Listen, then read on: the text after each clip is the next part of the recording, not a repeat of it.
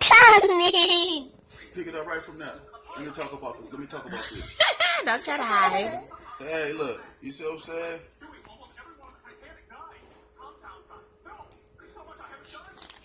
Say hi. Hey, let me show you something. Say hi, America. Come on, I can't see you. Hey. Hey, let me do one for him. America. America. Straight up. Say the First Amendment. The first.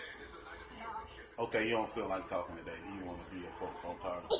Anyway, the moral of the story is, I want to talk right now about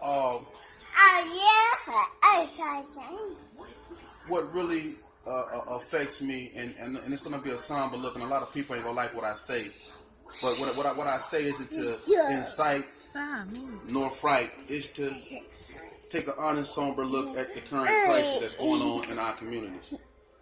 When I listen to the news and what's going on, you know, even way back when in Ferguson, and I see like the killings with Michael Brown, and I see like the things that happened in New York with Eric Garner, and all the other, like the killings and the uprisings.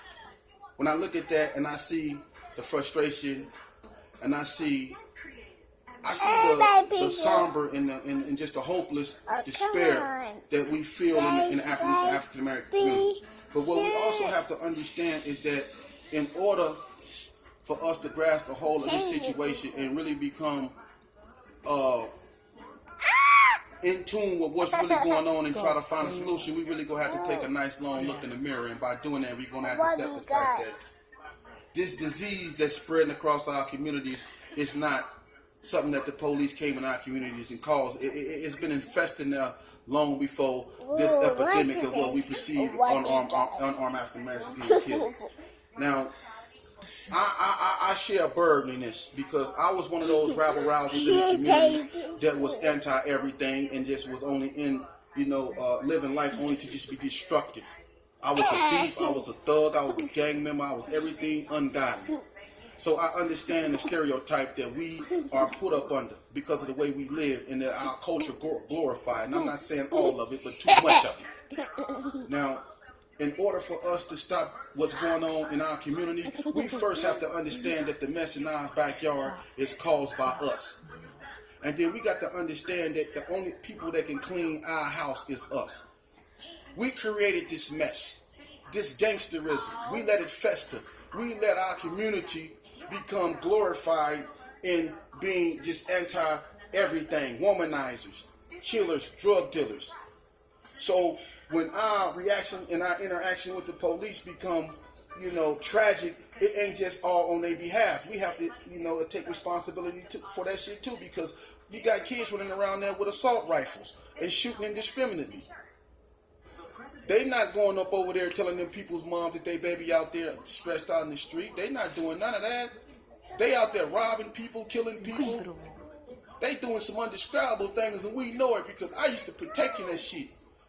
So it ain't all the police fault. We got to clean up our own mess. Don't be mad because everybody smell your shit. If they smell it, that mean it stank. Then that means you got to get your butt up off your ass and clean up. Because these people see our filth. It ain't all their fault. And we got to quit chasing ghosts and ambulances and shit. And realize that in order for this shit here to stop, we got to stop it. Y'all want the police in your neighborhood when your son dead and you want to find the killer, but you don't want the police in the neighborhood when he quick on the trigger because Tyrone was acting funny. Well, Tyrone probably was smoking Sherm and shit. Sherm make you act funny. Or Tyrone was probably, they don't tell me what Tyrone did, but it ain't always on the police. That's all I'm saying.